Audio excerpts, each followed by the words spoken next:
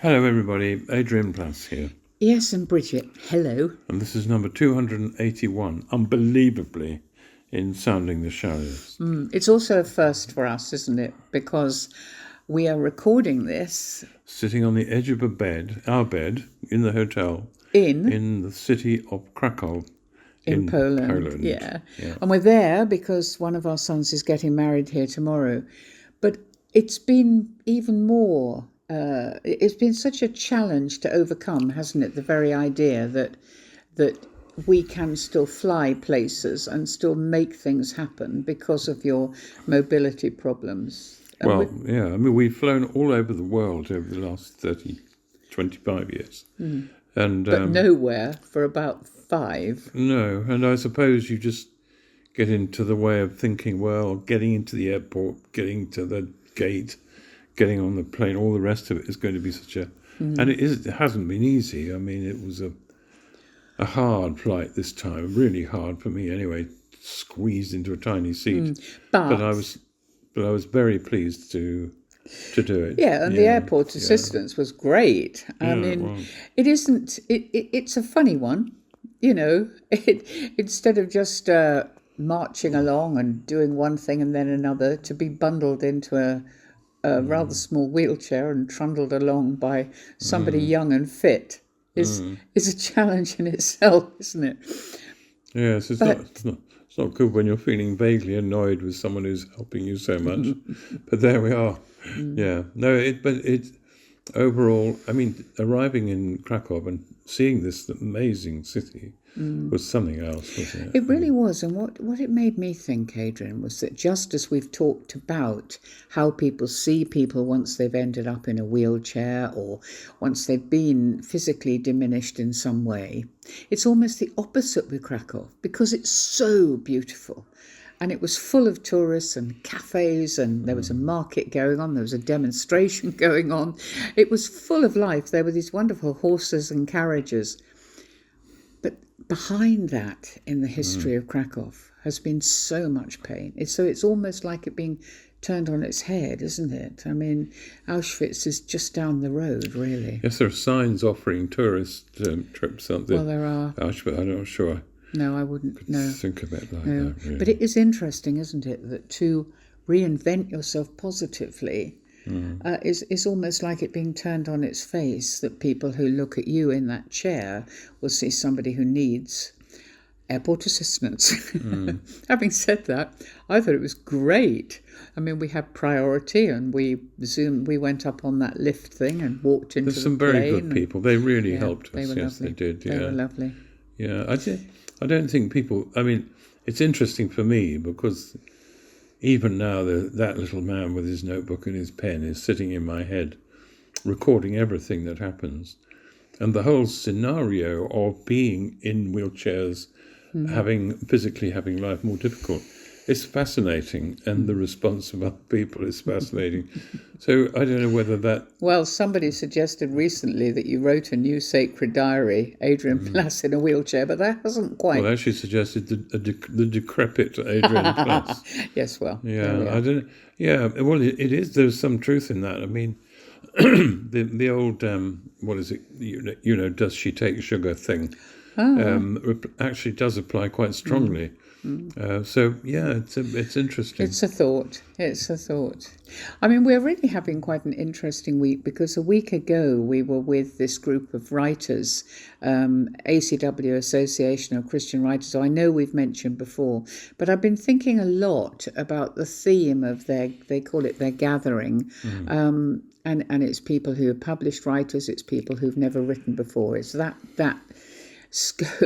and the theme was the space between. And I found that really interesting because we're talking about barriers that we've kind of crossed getting here. And so many barriers crop up when you're thinking about writing or you're trying to write or you're...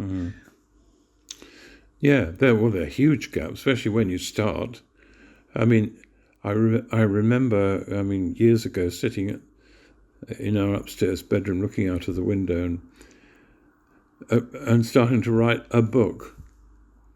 And I remember writing a sentence 10 words and then thinking, I've got to write another 59,990 words or something like that. Can you actually remember the first line of the visit? Our church is getting... yeah, what is it? Our church is... No. I can't remember. No, it doesn't matter it's gone, anyway. It's gone. But what I found so interesting, Adrian, was by the time you actually wrote for a book, there had been this space. And one of the things that they were saying was that it's really important, if what you are is a writer or an artist or whatever it is, that you let all that out, but privately.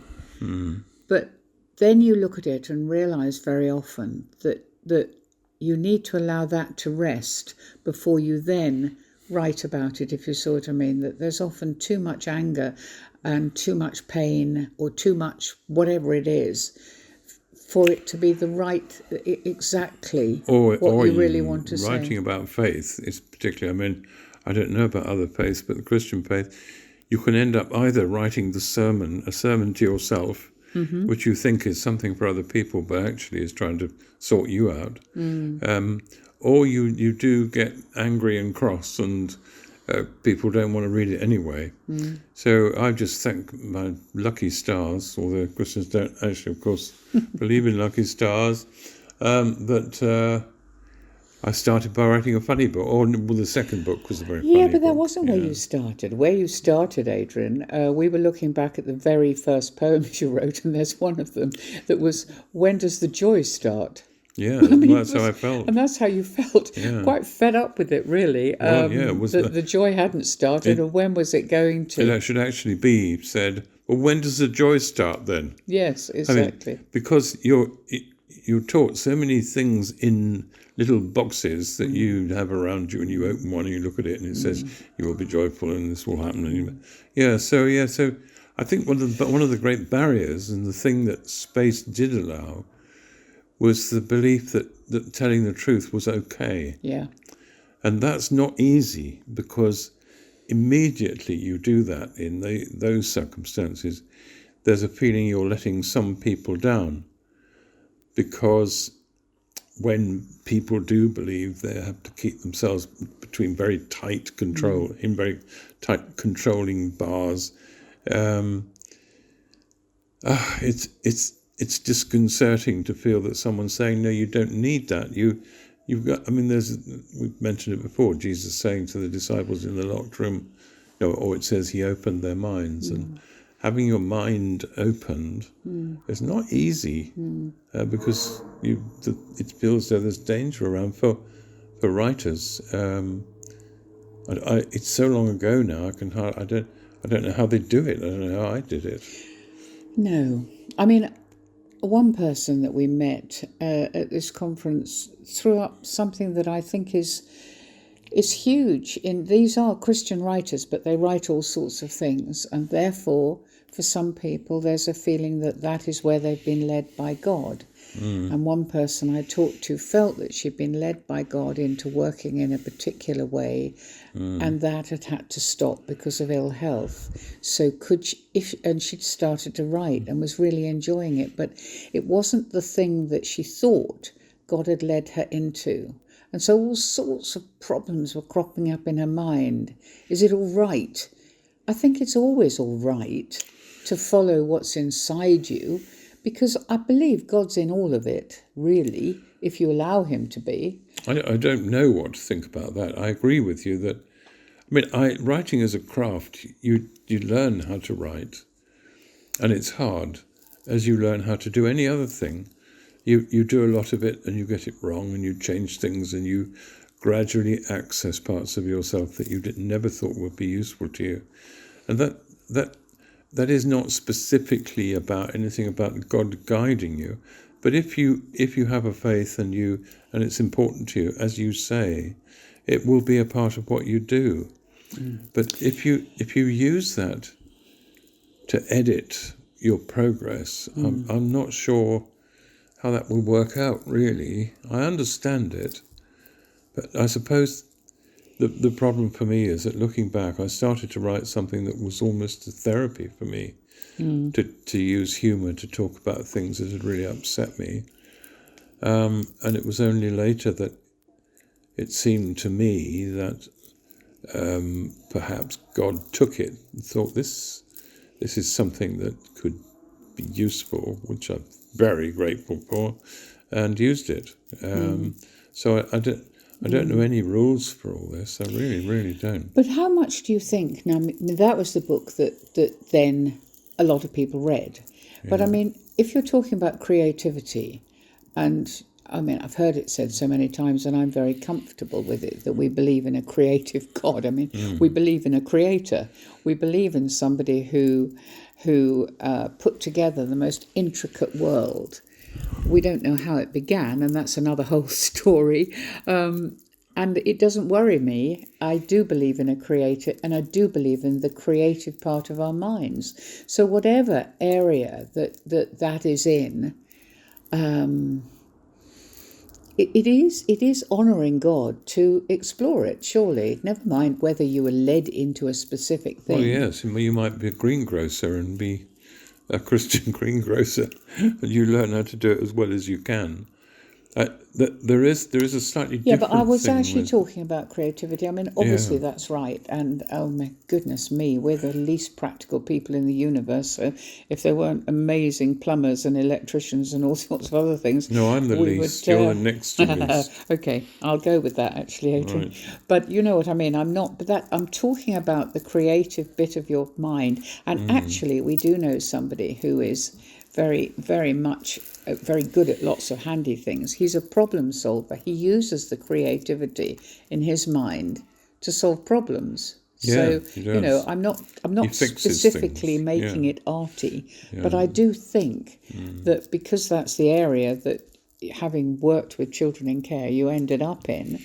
I think it is interesting to explore whether it needs to be for other people or whether it is for you that you are developing that. There are very strange lines drawn about this, aren't there? I mean, at one time, I wrote a little poem once called "Damn, I Wish I'd Prayed," and we used to say sometimes when things went well, "Damn, I wish I'd prayed." It was jokingly, because it would have been nice to say, "Oh, we prayed about this and God answered our prayers." But there's a psalm. I can never remember which one it is, but I think it's either 45 or 145. I don't know. Anyway, it begins. Somebody will tell you. They certainly will. It begins, "What if God had not been on our side?"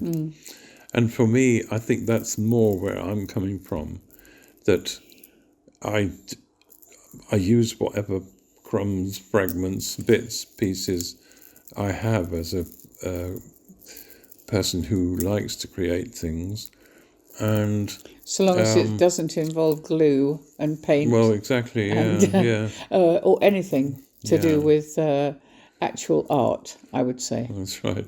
But I do think that many people have more creative ability within themselves than they realise. And I think it's very easy for them to edit that out. Well, we know that, Adrian. We know that when we've done writing workshops, people who've never written create amazing things. And similarly with art workshops, people find within themselves, and so often they've been told they can't sing, paint, write, whatever. And that doesn't mean to say they will be a professional singer, painter, dancer, or writer, or whatever. I can assure you there is not going to be professional artist, writer, singer coming out of my life, but that's absolutely right. But I think people have expectations of what is required of them in whichever creative area they're in. The problem is that you've got to catch the real thing as it flies into your head and out again. And you said about work, when we've done writing workshops, and they are so exciting.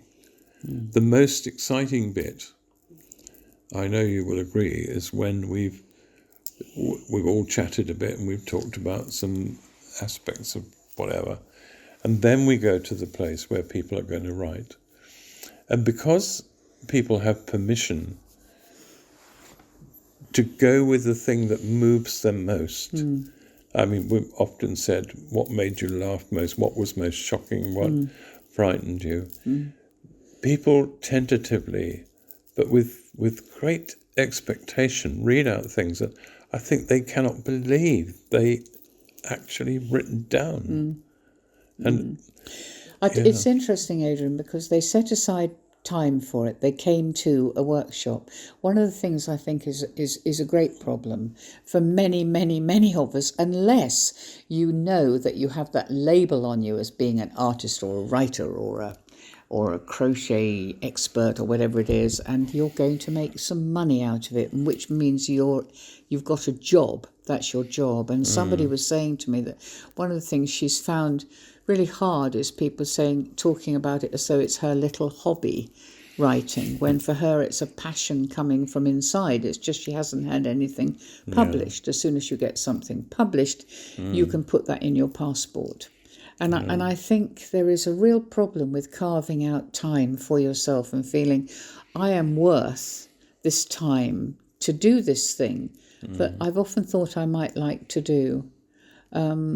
I think it's being encouraged in many ways in the world. People are taking up pottery and they're taking up, art and all sorts of things. But I think trusting that God would like that, because he's put those things into us, whatever the area is that we... I suppose it is. I mean, one of the problems that I've had and we've had is people have quite often sent things that they've written and asked for a comment about them, and sometimes they're remarkably good, and I can't believe what I read.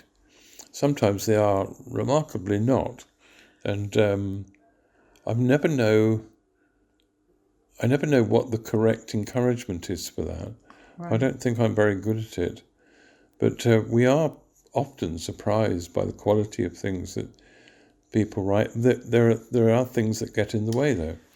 And one of them, as we've said, is getting published. Most writers want someone to take their stuff and make it into a book so that other people will read it. Mm-hmm. And I totally understand that.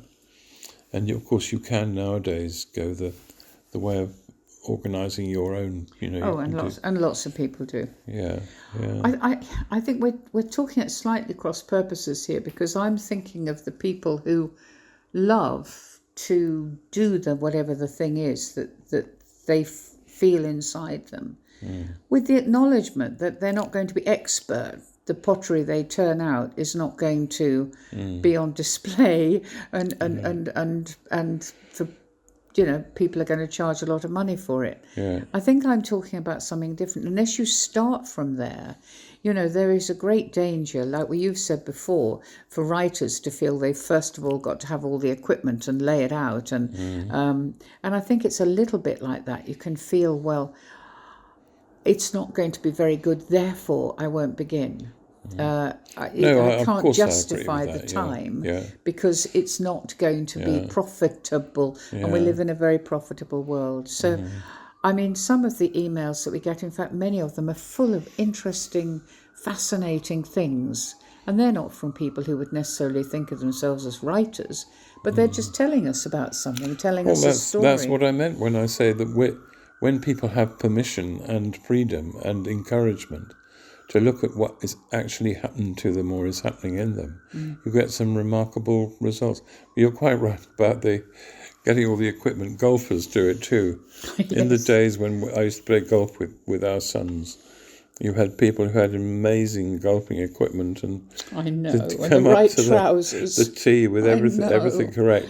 I know, and then they'd take the swing back, and the result was so sad that you could see. Thinking, I better get some new trousers or some new gloves. Mind you, I mean, we travel with a small airlines on this trip, and we had to have things exactly the right size to go through very small areas. And as many people will know, getting your luggage down to 10 kilograms or your pack down to the right size does involve a level of expertise sometimes that you may not have thought you were capable of, really.